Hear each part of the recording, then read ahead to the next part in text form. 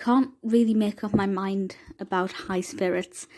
Certainly, the film is not as good as what I'd hoped for. I have a very strong preference for horror comedies. So comedies that involve ghosts or anything like that. Frighteners is a very good example of how to do it well. High Spirits sounded quite similar, and I thought it would be quite engaging and entertaining. And I have to say, the narrative wasn't amazingly developed, but the visuals were pretty awesome. So this was released in 1988, and it's directed by Neil Jordan, also written by Jordan, with cast including Peter O'Toole, Daryl Hannah, and Steve Guttenberg. So we have a strong team behind this, which was very promising. And the narrative was something that I thought sounded really quite interesting, and this reads as follows. When a hotelier attempts to fill the chronic vacancies at his castle by launching an advertising campaign that falsely portrays the property as haunted, 2 actual ghosts show up and end up falling for 2 guests. Now, it's tough for me to go into any detail without spoiling some things, because there are certain aspects that I actually thought were visually very pleasing and very, very nice to watch, particularly basically when you have a ghost and a human interacting. I think that works really well on screen. You can tell the difference. The visual quality is really good. The images, the makeup and the appearance of the ghost characters are brilliant. They work really well. They're really fun to look at.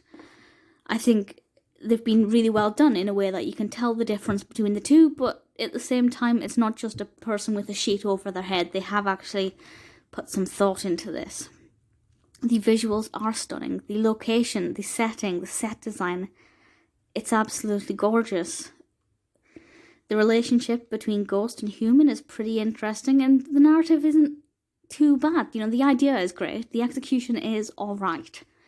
The pacing is fine. It did take a few surprising twists and turns, nothing overly dramatic or particularly worth writing home about, but it's not 100% predictable. There are some pretty compelling images in this. It is a 15.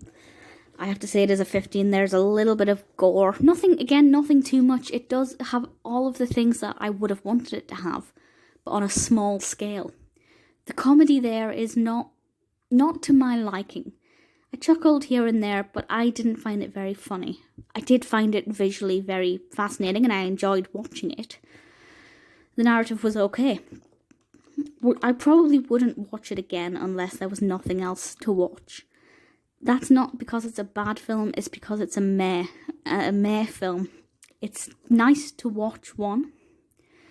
Watch it once, I think you'll enjoy it if you like this kind of thing. But it's not a groundbreaking film, it's not unique, it's not innovative, it's not the best story. But it's okay.